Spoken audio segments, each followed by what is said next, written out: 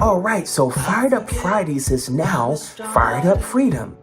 I just want to do a little bit of a recap of season one.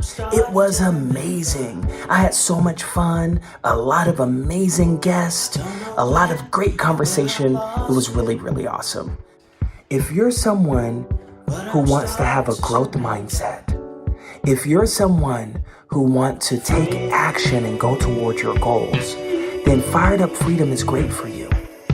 It doesn't matter if your goal is financial or personal. And now that we're moving into season two, we're going to be talking a lot of different things surrounding freedom.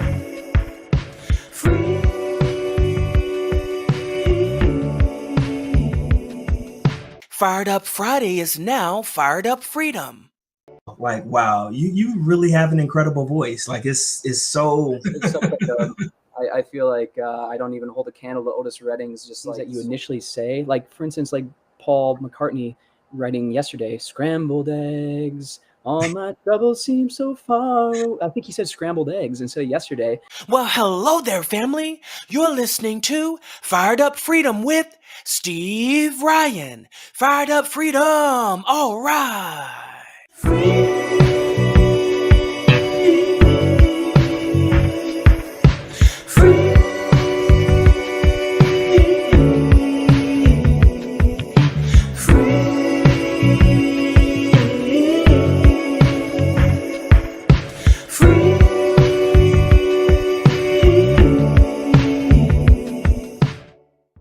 Do you ever look for certain services or products and it's just hard to find and you want to know if someone else has used that before? Well, visit my resources page, steveryan.com/resources, steveryan.com/resources. All right. Welcome to Fired Up Freedom, formerly known as Fired Up Friday. So the episode that you're about to hear or watch is season 1, episode 7. Now, this one is Pink Honey Moan, also known as Jared. Now, he tells us why he calls it himself Pink Honey Moan. He goes through a lot of stuff. He was thrown out of his job, and then that opened up the door for him to pursue his music full time. All right.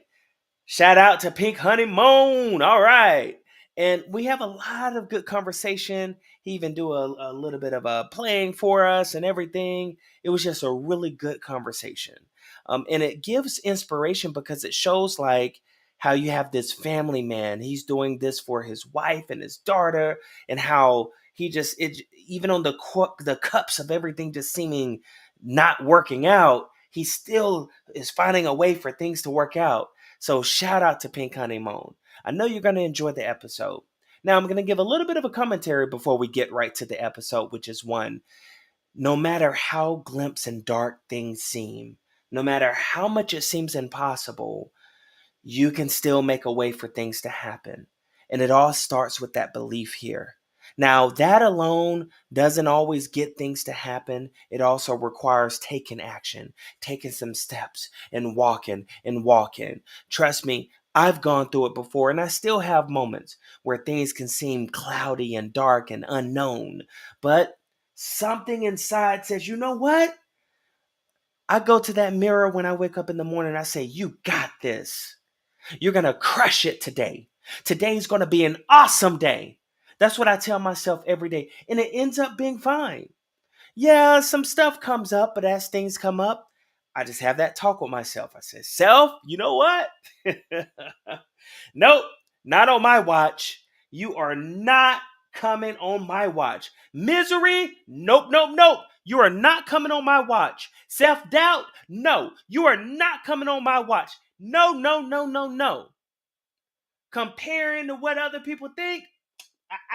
Not coming on my watch. No. You can tell self-doubt, you can tell fear, anything that is an obstacle that's holding you back, you tell it not on my watch. That's right. And that's what I tell myself. And that's how I have an awesome day. All right?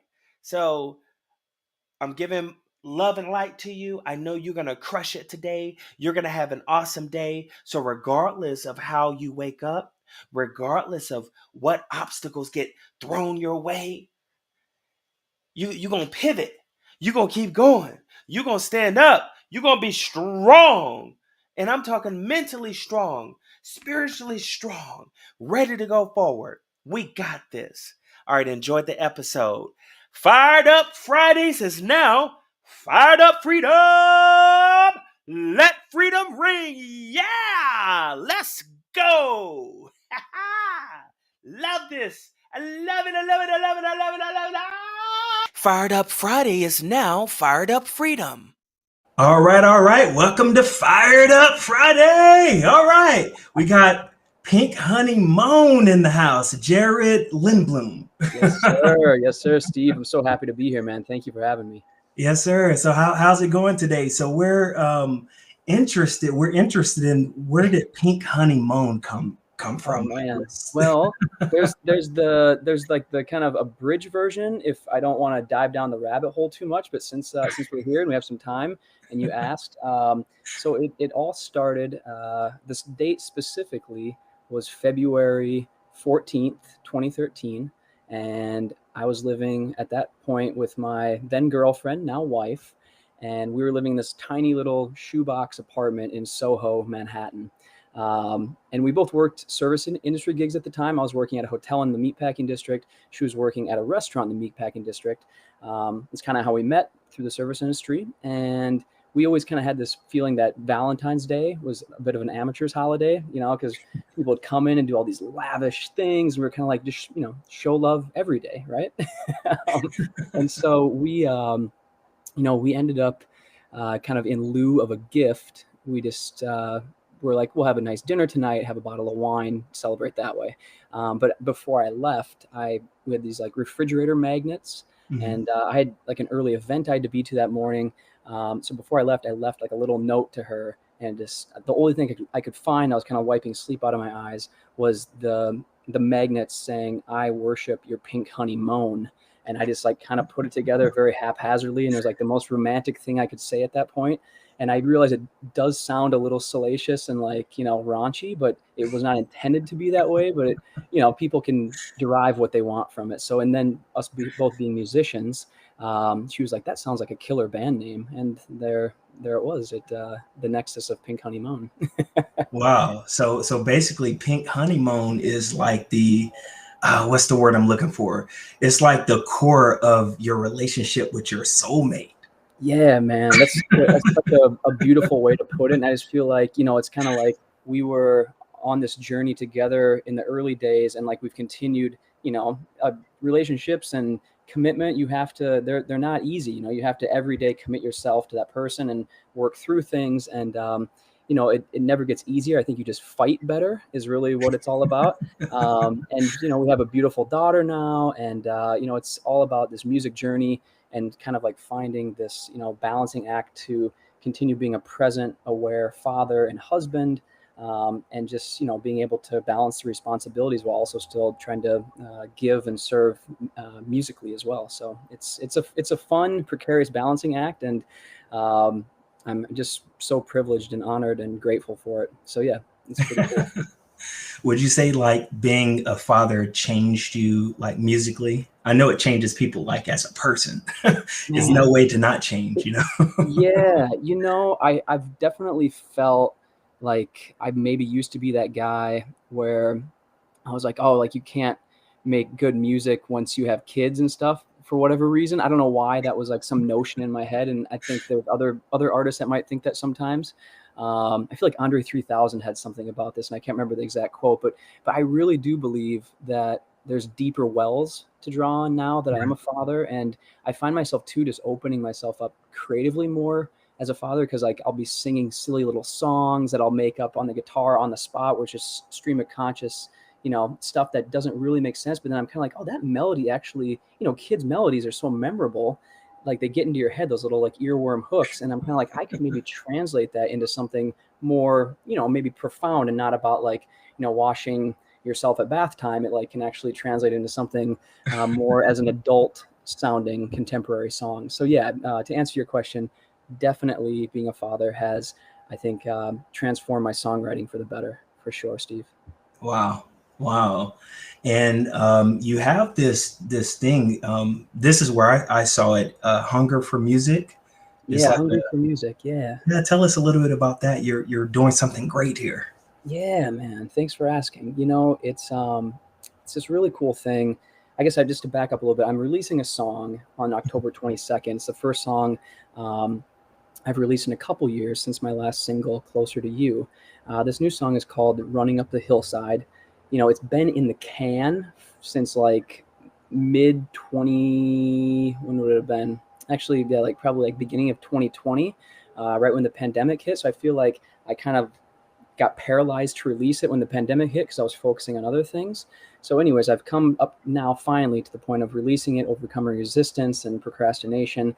And I wanted to do something more than just say, here, listen to this song, because I feel like so many of the times you just kind of like, I just got to get this out there and, listen to it. And like, I hope some people say it's good or whatever, So I ended up kind of thinking for a bit, and this also is why it took a little longer to release it. I wanted to do something more meaningful, more impactful than just putting it out there on the distribution services. So I thought I'm going to do a themed song release for Running Up the Hillside. And it's kind of threefold. The first part, yes, I'm releasing the song on October 22nd.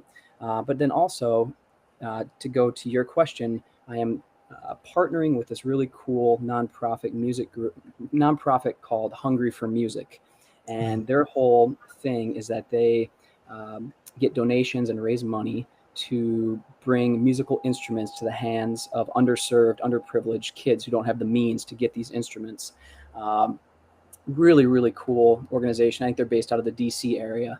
And so I had seen actually another music community, somebody was talking about this group, and I thought that's super cool. Like I would love to like use that as a way to like kind of just ultimately make this release more impactful and more meaningful. And so I set up a GoFundMe page. I guess, I don't know if you can like link that in your show notes and stuff, but the GoFundMe page ultimately is just, linking to the fact that I'm doing the song release. And if you can donate, I think the first tier is $5 up to $100 plus VIP, you'll get all these like kind of cool goodies from me. And personal treatment, and then the third part is three-pronged. It's very ambitious.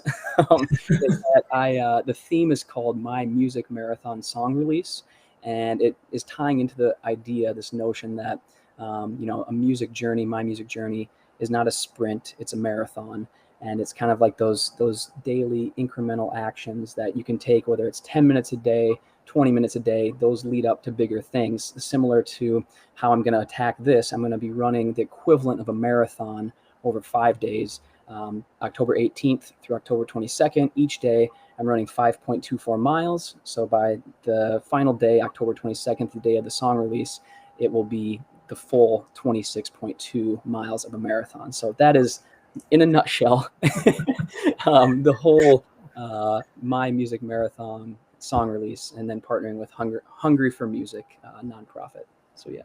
Wow, so many questions. Yeah, go for it. Firstly, are you conditioning to run? It's funny, man. Like I was a runner in high school, more just for like the social aspect and being able to get out of school. And then I found running to be just this like beautiful kind of, for my mental health, I would say. Like I'd ran kind of decently over the course of my life since high school. And then I really feel like when the pandemic hit in, February, March of 2020, I was just looking for, we're all kind of both mentally and physically, like we were so closed off to everything. We're all in our houses, all scared, not knowing, anxiety stricken. I'm a pretty chill person, even though I talk kind of fast being on the East Coast for so long now. I feel like there was just a sense I needed to just get the F out and run and just like sweat and feel my blood pumping. And then I find also I come up with so many song ideas that beat, kind of, I always have this idea, like when I'm running, that I have like this Elton John song, like Saturday, Saturday, Saturday, Saturday. Saturday night's all right for fighting. I don't know why that always goes through my head when I'm running, but the the conditioning aspect, I've kind of, ever since the pandemic hit, I've just been running all the time, mostly for my mental well-being. And then it just physically, that's the cherry on top. Like I can still stay fit and active. And then I actually just put up like a little kind of my plan on my Instagram, my Pink Honey Moan Instagram, about like how I'm going to attack the kind of like what seems to be maybe a bit of a grueling 5 days, getting up 5:30 a.m. every morning, strapping my shoes on, put my headphones on, get my fanny pack, put the phone in, get the podcast going, maybe some Fired Up Fridays, Steve Ryan podcast, get out on the road, man, and then just run. And it's typically taking me about 40 to 45 minutes to run the 5.24 miles. And then that allows me, I'm waking up early enough, I can still be home, make the coffee, make the breakfast, make sure I'm there for my wife and daughter when they wake up, and, being a present, kind, aware father and husband, which ultimately I think is, that's my main responsibility. The music stuff is always going to be there, but like, I just, I want to make sure that I'm not blowing up my life for my music though either. And that's always a big concern, man. Cause music can be such a witchy mistress and muse that like you constantly are wanting to do it, and it takes time, it takes money, it takes energy. But yeah, ultimately I want to use music as a way to be a better father and husband and human, for that matter. Right. And did you say earlier that your wife is into music too, or? She is, yeah. Okay. She is a musician, classically trained, vocalist, and a great pianist, even though she won't admit it. And she just I want to say, I don't know if you're familiar with Phoebe Bridgers, but like, I feel like my wife and Phoebe Bridgers are like these like doppelganger, I don't know, humans. Like it's crazy. I feel like my wife just has like just such like a beautiful sense of melody and space and cadence, and her voice is just so soaring and lovely. And yeah, and she puts me in my place a lot of times musically because I lack discipline, Steve. My wife is like this regimented like Navy SEAL when it comes to music. It's very impressive. Very impressive. So I owe a lot to her and my progression and my growth as a musician, for sure. Yeah. Well, I don't think pursuing your music is going to be an issue with a great wife like that. Sometimes we do. I would say a lot of our fights tend to be when I've been maybe spending too much time on music and, not enough time, I don't know, dusting or cleaning, because I'm kind of like the hausfrau, Steve, because I've like always had this. I used to have this like I guess when I've been in New York now, from South Dakota. I've been in New York now since 2005. I moved here, and New Jersey, granted now, with my wife and kid, but just skip and a hop across the George Washington Bridge is Washington Heights in Harlem. So I'm like a 10-minute drive into New York. Anyways, I digress. I say that most of my fights that my wife and I have are just me wanting to, do music all the time. And I realize that I have other responsibilities, and I've been able to carve out this kind of like really weird, non-traditional path of like consulting for restaurants and other music businesses and making money that way. And then also, being able to be available for my daughter, take her to school, pick her up, get her to dance, and do a little house cleaning and cooking, and just like spinning a lot of plates. But a lot of times plates are falling off at in inopportune times. And yeah, but at the end of the day, I am just just so grateful for the support system and love that I have in my life. I owe everything to my family and friends. It's really, I just feel so blessed. Cool. That's awesome. You and her kind of remind me of, I have a friend of mine, and she's a Grammy winner. Her name is Laura Sullivan, and her husband, they're like a music team, but he produces more so than the playing himself. But that's what it kind of reminds, when I have heard him do some singing, it kind of reminds me of your style some, but he's more on the producing end, and she's classically trained and things. So when you were talking to your story, that I totally pictured them too. I'm gonna write their name. What's their name, Steve? Laura Sullivan. Laura Sullivan. Mm-hmm. Yeah. Cool. I'm gonna check that out. Heck and yeah. Her husband is Eric Sullivan. Very cool. Yeah, I've been knowing them for a while. Like I knew them before she won a Grammy. So, and it's really the same. The reason I'm bringing this up is because the words that you mentioned, like that this is a marathon and it's not a sprint. Same philosophy. Like she had been at it for a while. And next thing you know, the Grammy came around, and you would think like, oh, you have to be, hipst and doing electronic pop music to ever win. And she totally defied that. And just the nicest person ever, and hasn't changed. Has so not changed. That's awesome to hear that, man. Thanks for sharing that, because it's just like, I think so much of, and I know you're a musician, and you've been putting out music for a bit, and I have been listening to some of your stuff, man. I feel like goosebumps when I hear it, man. It's just so like positive and inspirational. So thanks for sharing your gifts. But I just love what you said there, just in the sense that, so much of music is just kind of toiling away in like these quiet corners of like both, our mind and like our spaces and stuff like that. And this is like the self-doubt that continues to bubble up. A lot of times it's our own self-sabotaging tendencies that, it's not even like the kind of outside, or it's actually never the things on the outside, the external things that are stopping you. It's your own personal, self-doubt and imposter syndrome, and like, what the hell do I have to offer? And like, what do I have to say that hasn't been said before? And it's really cool to hear somebody like Laura and Eric, just like, they have been at it for a long time. And to hear that, and then, that Grammy, that's a great kind of accolade, but also the finish line now just moves back again for them. It's like, okay, now what's the next thing? And I think that's also one of the things, if you feel this way about music too, it's like, okay, you do this thing and you've been working, clawing, and then it's like, okay, I got it. Now what's next? But that's really just to say, enjoy the damn process, enjoy the work. And if you enjoy the work and you enjoy the process, then that is a life well lived, my friend. Exactly. Yeah. And another reason for bringing that up is that just your energy, like I heard you, when I invited you on the show, heard you playing live. You had your daughter and you were playing the guitar, and it was just like, that was goosebumps, because it was just so pure. It was just so sincere. Your music just comes across so honest, and that separates it from a lot of other music. Not that it's a competition or anything, but I really feel that you're reaching people because you're willing to put your heart on the platter and say, hey, here I am.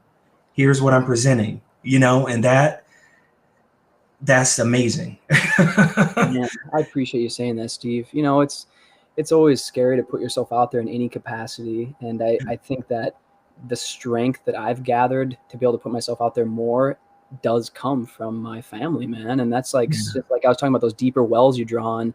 Like, I just feel the space they hold for me feels so supported and warm and loving, that like being able to share myself in a way with kind of, perfect strangers, doesn't feel, it's still vulnerable, right? But it doesn't feel scary, I guess. And I've just been doing it long enough now too, that I realize that, all that, that junk in your head that you're kind of like, oh, why do this? And it's kind of like, no, well, I've been, I guess, rewarded enough times, that I know that if I just continue doing it, like, there's going to be a lot of failed attempts and a lot of misses, but one out of, I don't know, every 100 times that somebody like you says, hey man, I saw that video, that's the reason I keep going. It's just like that, like, connected with somebody out there. And like, that means the world, man. It's really the best feeling ever.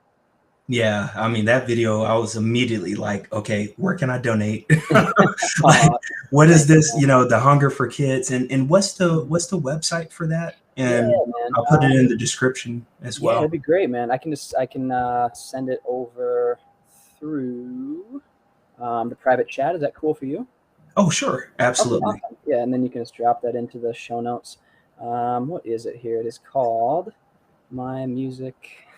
So everyone listening, as you're listening to us here right now, if you don't see it, just give it a little bit after the show ends, and it's going to be in the description as well. Yes, sir. Yeah. It's a cool thing. I'm using the hashtag hungry4, like the letter, like the number 4 music, as the hashtag. If you're wanting to share it, I totally get to. If you're not able to donate, you're not in a financial position, but even just if it resonates, to share it would be phenomenal. I would really appreciate it. So thank you too for sharing it here, Steve. So yeah, I just popped that into the private chat there. If you want to just grab that link, cool. So, okay, perfect. I got it. So you mentioned that you went through some challenges to make you who you are. I mean, is there anything that comes to mind that you're open to sharing as far as like what's something that you overcame to get to where you are now? Sure, man. Yeah, no, I'm a pretty open book, and um, feel totally comfortable, talking about this stuff. And I appreciate you asking. I would say the first thing, I know we touched on it a bit, self-doubt is huge. I think coming from a place like South Dakota that, it's a square state, kind of seemingly in the middle of nowhere. You can't help where you're born. I have no, I love South Dakota. I love, the people that I love that are there. And I have no bad things to say about South Dakota. I know there's a lot, everybody lives in their own bubble, but it's just what it is. But anyways, I would say that there's kind of like this feeling when I first came to New York that, ultimately I felt like this imposter syndrome. I'm like this kid from the prairie. What the heck do I have to say or offer and stuff like that? Like I didn't have, I just felt like I had the long hair. I was trying to like be I was trying to look the rocker part, but I just like always just didn't believe in myself enough. So it's that first thing I would say the challenge is getting over that. And then, being in bands, all my bandmates were from New York. They had this kind of like surefire confidence that I was able to glean on, which was phenomenal. And they're still some of my best friends in the world. So playing a lot of shows, being amongst people like that like really kind of like up level you, and the rising tide lifts all ships. That was a really great thing. And then I would say something that, personally happened in my life, I can pinpoint to the year of 2018, kind of like it was probably around this time, actually, like October 2018. I'd been working this, I guess, quote unquote, big boy job. I'd been working in restaurants for a long time, and hotels, and was able to parlay the experience I had into working for like a big restaurant group, and got like a job in a kind of corporate headquarters environment, not having to wear a suit and tie every day, nothing like that, but it was still, it was a more big boy traditional kind of career path. And I was at that point, my daughter was 2 years old. My wife and I were saving money, living actually in this attic that I'm speaking from right now. We're living in this attic, this wood paneled attic, which I've now dubbed the Starship Wagoneer Studio. So we were living here in my in-laws attic, and my wife is part Greek, so it's like kind of this like one big, fat Greek not fat, but one, the movie, this one big happy Greek family, so to speak, that we are living here. I'm working this job. I'm killing myself, losing my hair, just like feeling, just kind of spinning my wheels, man. I was just like, oh gosh. And at a certain point, I got let go from that job, and I take full responsibility. I think I just kind of had like, I was either gonna like quit or be let go, and it just happened to be being let go. And so of course I wallowed around in like a depressinogenic vortex and my own pity party, for a while, and I found, that music was something I had hung up on the kind of back burner, the shelf, for a long time at that point, for like some years. And I was able to just get back to writing, expressing my thoughts on paper, and then, sitting down at a piano. And I had some time on my hands because I was out of a job collecting unemployment. So, playing on the guitar, and I wrote this song called Closer to You. And it was the first release I had from Pink Honey Moan in 2019. And it was just a song that really captured kind of the essence of what I was going through at the time, really speaking to the fact that everything I have ever needed or wanted is right there in front of me. It's just, I was, too blind to see it. And just that had to happen in my life. And it was challenging at the time. And granted, I realized how privileged and, just I was still in a fine position because I'm living at my in-laws' house. We're not paying rent, but there was a lot of like feelings of inadequacy as a 30-something-year-old guy who has a wife and kid, and now like is financially not reliable, feeling like I kind of dropped the ball. And I feel like so much of that ties into a lot of the these old tropes and ideologies also that our society plays into, kind of like, you don't want to go to a social gathering now and somebody's like, what do you do? And I'm like, well, I'm unemployed living in my in-laws attic with my wife and kid. It's like, I don't want to say that. You know? So it was challenging, man. And once again, you know, going back to my first challenge, getting past that kind of self-doubt and that fear, and like, you know, those first 20 job interviews I went for after that, like they could just like sense the desperation on me, man. I'm like this guy that just like is just like, come on, give me a job, you know? And like it wasn't even good jobs. And then finally, you know, through just my network of people and those that I love and know, once again, they lift me up. And a friend of mine who I used to work with was like, hey man, I got a guy who who works for a company based out of London. They're looking to build their US operations. And I got a job with this wonderful company doing like software implementation and IT kind of management stuff. And that was a wonderful job I had for a bit. And then ultimately got let go of that again, which I don't usually speak about, but I think everybody kind of lost their job when the pandemic hit, unfortunately. And I just happened to be one of those people at the, you know, the proverbial rug got pulled out from under. So back into the, you know, the laboratory again. And I've been able to kind of piece all together with consulting projects and being able to work on music much more now, which I feel like brings me up to, I feel like if it wasn't for everything that's happened, you know, over these last couple of years, like I would have never found you and the modern musician community and all these like beautiful, wonderful opportunities I have now. So yeah, it all happens for a reason. I truly believe that. Wow, what a story. Like, so wow, it's like so many things I can say. So let me ask you this. So now that you're doing consulting and the music, I know this may seem like an obvious question, but I still have to ask, like, sure, don't you feel like more freer now, even though it may not be like a regular type of job? Is, you know, consulting is kind of like self-employed in a sense. Mm-hmm. But do you feel more like emotionally and spiritually more stable in a sense as a result? 100%, man. I think so much of it ties into kind of this feeling that, you know, the traditional, and I've seen it too, like both my father and my father-in-law, they went into like very time consuming careers that take a lot of dedication and commitment. And so, you know, I sensed it myself and my siblings. My dad, you know, wasn't available a lot, both emotionally and physically, because he just wasn't around. And the same thing happened to my wife too. Like he was just constantly gone traveling for his work. I just feel like the pandemic really kind of shined a light on this like feeling of like we're killing ourselves like for like, you know, especially in New York, you're commuting in to the city and like spending all this time like away from your family and like, you know, ultimately being responsible, fiscally responsible and like helping your family that way. But at the end of the day, it's like, how much do you really need to live? Granted, yes, in New York City, you need a lot, but like if you're just like a little ways outside, like can there be a job that ultimately you can spend a little more time with your family and be more available, be more present?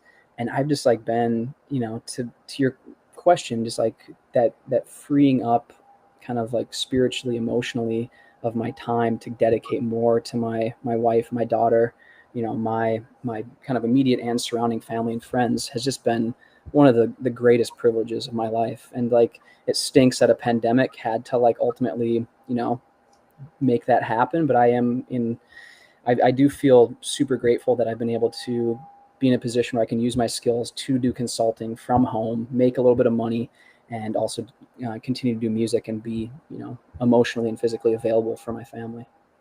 Wow, that says a lot about when we first started off. You said that the wife really makes sure you're on top of doing things with the daughter, and now that makes sense since you both came from that similar background of your father's being too busy with work. Mm-hmm. And not to step on any toes, but I think it actually makes your relationship even better because you get why she's doing what she's doing. So it's not like, hey, she's beating me up. It's more of like, okay, you know what? I get it. You're absolutely right, Steve. No, you hit that on the head, man. And I think my wife is such a strong woman, and I respect her so much, and I just think the world of her. And like I said, you know, like our fights have gotten to be better fights, I feel like now. Like, I mean, not to get too much into like marital strife, because I think everybody has marital strife, and if they don't, then it's just like, I don't know, like, you know, you're holding that shit in. Sorry, I don't mean to, but like, you know, it's just, I think that anytime you dedicate yourself to another human being, you're constantly trying to find that you know, even ground. And you know, it's been a rough few years for us, because yeah, I lost a job pre-pandemic. I lost another job during the pandemic. You know, that kind of like that feeling that you know, the inadequacies that I have felt end up, you know, kind of reverberating out into our relationship sometimes, and I have to check myself and be like, Jared, like, what, why are you being so sensitive and like defensive? Like, you know, she's trying to help me, you know, my wife is trying to help me here, like ultimately be a better person. So I have everything to thank for that. It's a good thing. Wow. Yeah, that makes sense. Yeah.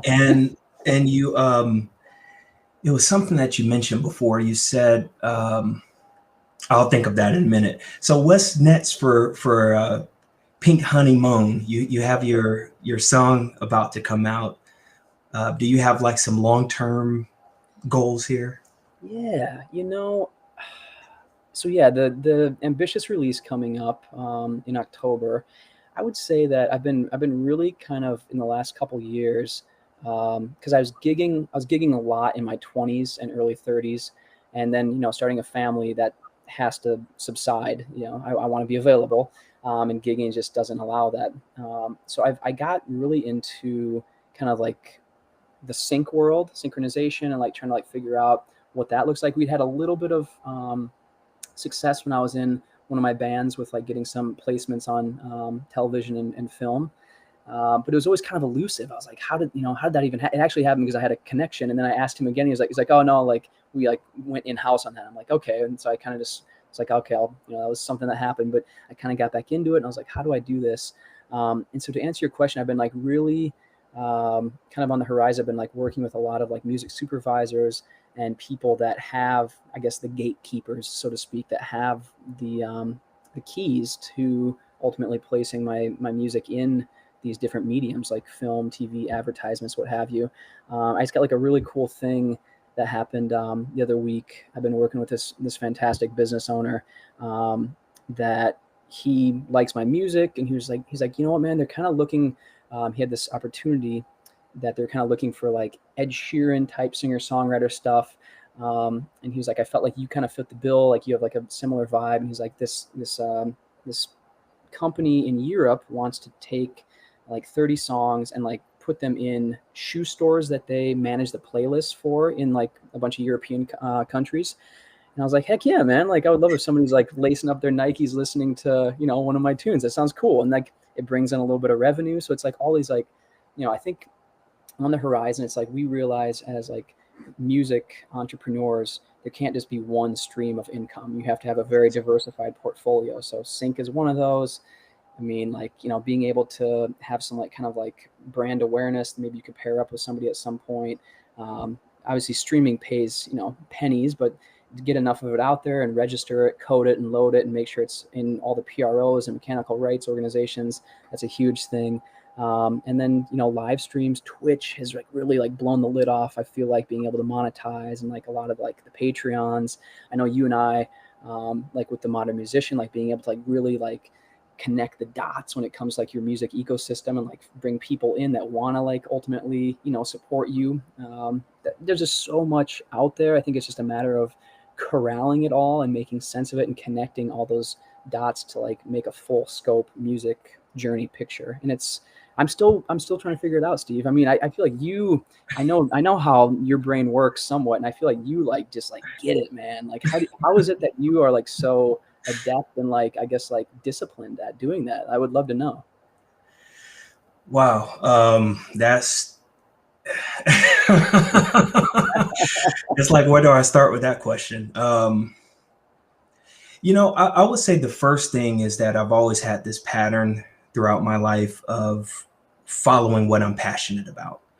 And the second thing is I I'm always open to learning. As you can see, I've seen you around a lot of communities. I'm in almost like everything. Like if it's a songwriting workshop, production workshop, marketing workshop. I mean, I'm in everything, like a sponge, But what I do though, is I take those things and I customize it to fit my personality. Mm-hmm. So everything I do, I stay honest with who I am. That's the first thing. And I know that can sound a little cliche-ish to people, but it's so important because it can be easy to get caught up in, this is the system that's being shown to me. I'm just going to do this only. Instead of, what do I enjoy doing? Okay, I enjoy motivating people. So here we are with the podcast. You know what I mean? Yeah, or here's another opportunity or this or that. And it's just, it's really a similar attitude to how you have. And I was actually going to point that out about you, actually, that you actually have that same mindset. I know you're saying I do, but you actually have that. That's why we get along already, I can see us being cool friends, like long term, because your mindset is there where it needs to be. I mean, look at where you've come from. You come from, the job and working this job and being let go of this job and that job, and you've turned lemons into lemonade. Mm-hmm. Officially. Took a little fermentation, but you're right. But, and sometimes people will say, well, how do you do it? Well, how you do it is the process you're going through. You're hitting your network. You're touching the people that and say, hey, you're getting out and you're talking to them. First of all, you're taking a chance with your music. Mm-hmm. If you didn't open your mouth or even put yourself out there or even took that chance to be vulnerable, then you wouldn't be coming across potential music supervisors. You wouldn't be coming across A, B, and C. So you're doing those steps. You're lining up your life within how it fits you. So you're doing exactly what I've been doing. It's just while you're in it, sometimes the pieces don't really come together until after the fact. Mm-hmm, mm-hmm. But while you're in it and you're churning, it's like, imagine being in a car and you're driving. And as you're driving, you're not noticing that you're hitting these different terrains that you're going until you stop the car, pull over at a rest stop, and you look around like, oh my God, it's beautiful out here.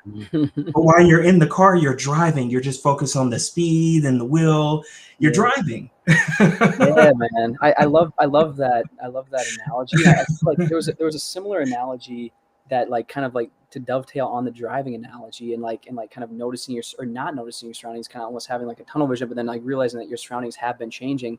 There's also kind of a piece of that I feel like as you're driving, you're making these little attenuations in the road. Your hands are maybe at 10 and 2. You're constantly, you never just have them straight, you're not, because ultimately that you'd veer off the path, but you're making those little attenuations, to keep that kind of line going. And those little attenuations are those daily incremental actions that you're taking to ultimately get to your goal, and I feel like there's such power that I feel like I've only kind of come to find.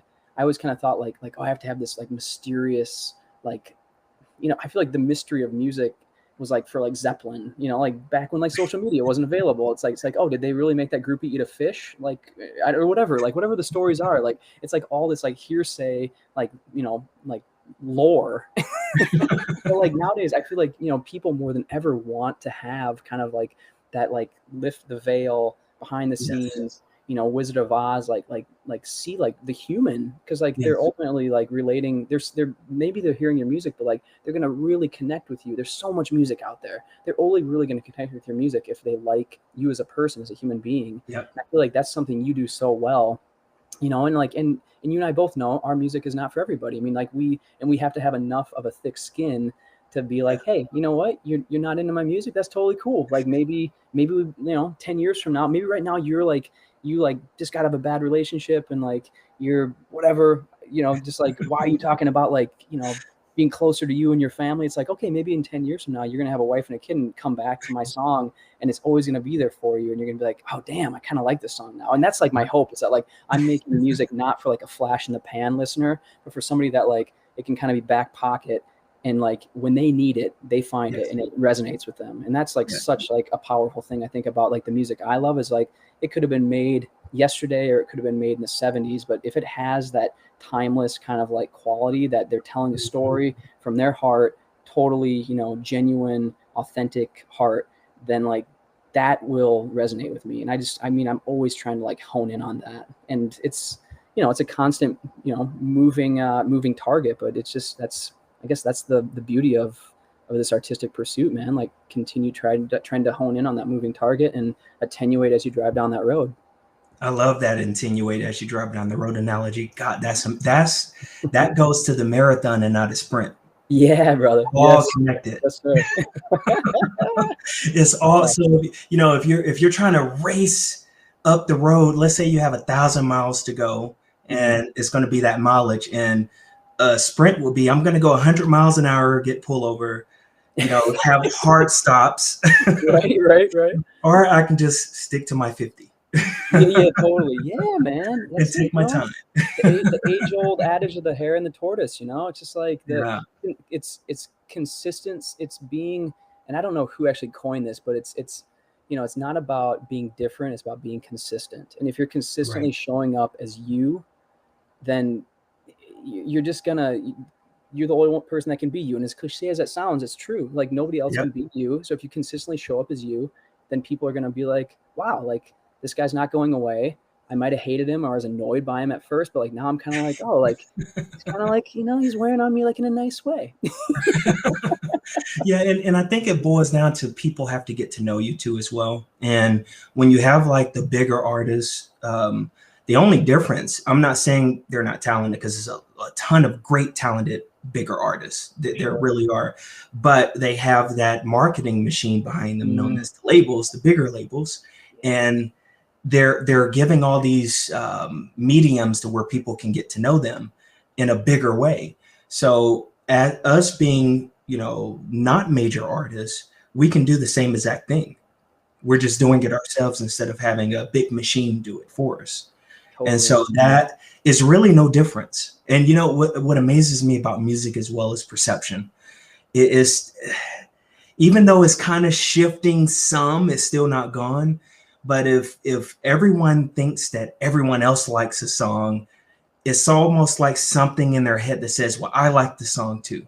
No, there's strength in that kind of, I guess, not, I don't know, peanut gallery, but like, there's strength in like people validating it for you, so to speak. And I guess I've been like that in my life too. I feel like I really do try to get outside my proverbial box of like listening to, sad dad rock singer songwriters.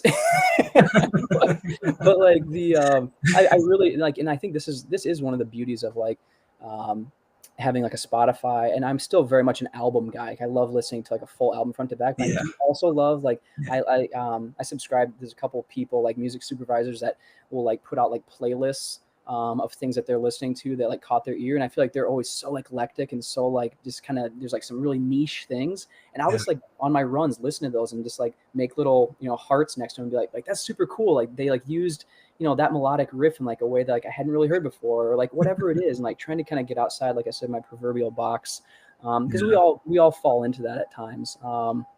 Yeah, man, I feel like you hit on something I also wanted to touch on.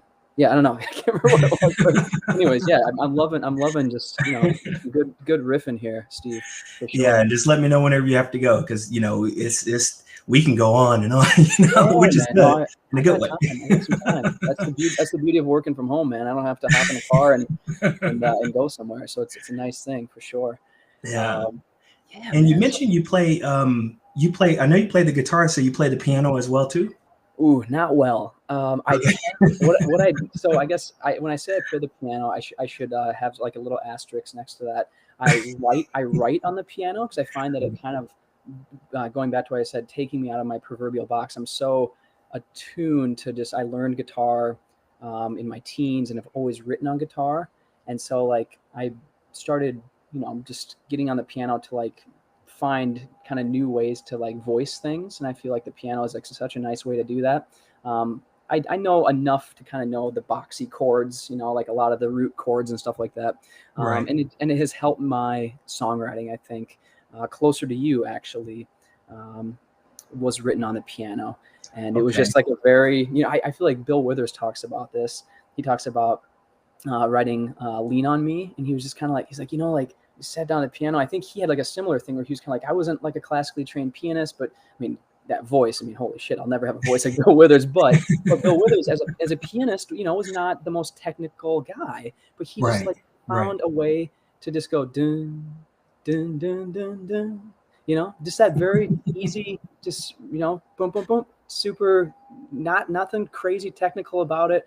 And I feel like that, if you can find a way to find a voicing and a melody within, those like super easy kind of piano structures, going back to almost like how I feel like my songwriting has gotten better from just like playing silly little kid songs to my daughter. Like I find that like you ultimately kind of like default to like easy, simple melodies, because I want my daughter to remember like please and thank you are the things to say, like a little song I wrote about like using, polite words, things like that. And it's just like, I might say like, oh, like that was like super memorable and she'll remember that. And then like, I can like somehow translate that into something more profound, even though please and thank you is super profound.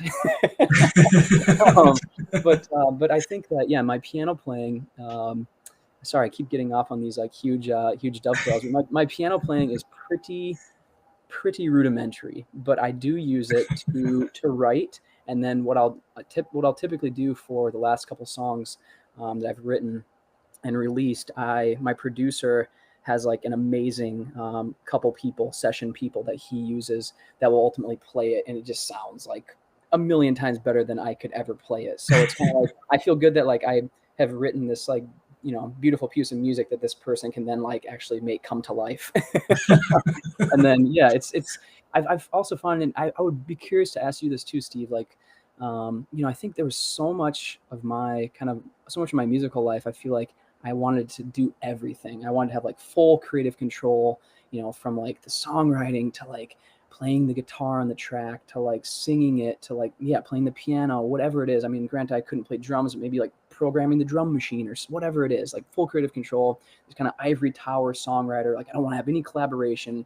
I had this like sense that I had this for a long time. And then only since I've like opened myself up by playing in bands and also just working with producers and other songwriters, I feel like that's also a huge reason my music has gotten better, because I've like opened myself up to different perspectives, and like, I've gotten to a point now where I'm not so sensitive about constructive criticism, that I can then take their constructive feedback and be like, hey, you know what, that's not working. Let's like make this like as super solid as it can be. And like, no hard feelings. And like, I just want this to be, at the end of the day, man, it's like, if it doesn't sound good, it doesn't sound good. Like nobody wants to like listen to a polished turd. Right. But like, I guess, sorry, but how do you feel about like collaboration? Has that been like a big piece of your, I guess, musical journey with collaboration? Oh yeah. I love collaborations. I love it. And because here's my biggest thing about it. We're in music to serve. And it amazes me to this day how many artists still don't get that. So true, man. It's so but true. Yeah. So when you're collaborating, you're saying I'm open to serving, and I'm open to making it not all about me, and I'm open to hearing what other people can contribute or how they're hearing their perspective. They may hear A and I may hear ah. We may blend it. So I love collaboration. I think collaboration is super awesome. I mean, my song that's on the Grammy ballot coming up, that was a product of collaboration. Oh, nice, man. So, you know what I mean? And it was just, I think it's wonderful because I still write by myself as well too, but I do both. I collaborate and write by myself, but I feel like the collaboration keeps that muscle exercising, because sometimes we hear things and we may hear it from our perspective, but we may be too close to it, and someone else can come along and hear something slightly different, and it puts that edge on it. Oh, 100%, man. I feel you. It's funny too. Like sometimes, like for instance, the song that I have coming up on October 22nd, Running Up the Hillside, there was a line that when I initially, like, I don't know your process, my process, a lot of times, like I'll be out running, And then like, I'll have like kind of like a melody to the beat of my feet, like going through my head or whatever. And like, I'll kind of just hum it into my phone as I'm going, and I'll get home, sit on the guitar a lot of times, or piano. And I remember I had this, like the first line that came out was like, I'm running up the hillside. Maybe I was out for a run. I was like, I'm running up the hillside. And it's like, get into that state of mind. And then like, for whatever reason, just the stream of consciousness that came out, I was like, remember me from high school. And like, I know it sounds like super affected, my voice, and like, and cringy, but it was so cringy when I first said it. I was like, remember me from high school. Like, what? Like, why would I say that? And then like the next line was like, I bet you think you do. And I'm kind of like that is like way too trite and like just weird and stupid. And like, it's like, I'm scrapping that. But then like, funny enough, man, like, I had written that song in like 2015. And when I brought it to my producer, John, it would have been like 2019, after we initially did Closer to You, I sent him like 50 songs to kind of like, because he's like, dude, like I loved working on Closer to You with you. He's like, let's do like a few more songs to get him in the pipeline. So he's like, send me some work tapes, and I sent him like this big like 50 plus song zip file. I was like, dude, I'm so sorry, but like I have just like so much in my hard drive graveyard that I need to like get this out and to see if there's anything here that's like viable. And he plucked.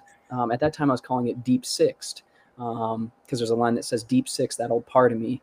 And he was just like, he's like, this has something, man. I had sent him a work tape where I did it on piano, and it was like, super kind of like choppy, but like he heard that song, and he was like, it's like that remember me from high school, I bet you think you do. He's like, he's like, there's something there that like, just like, that resonated with me. So I think what I'm trying to say is like, even those like cringy kind of like, things that you initially say, like for instance, like Paul McCartney writing yesterday, scrambled eggs, all my troubles seem so far. I think he said scrambled eggs instead of yesterday.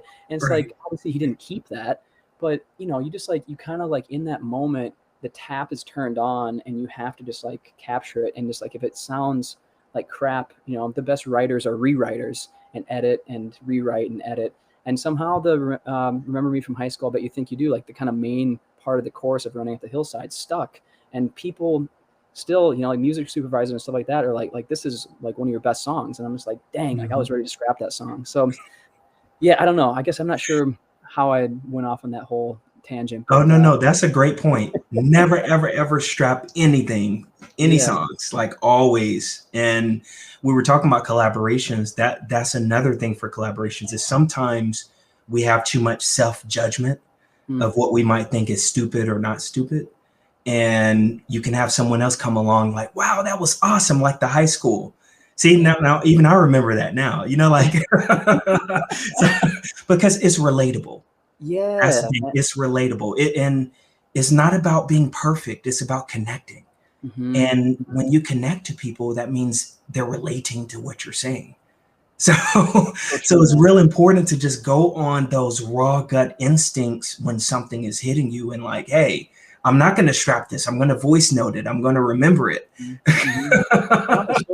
Running from myself at times I can't describe the words I try.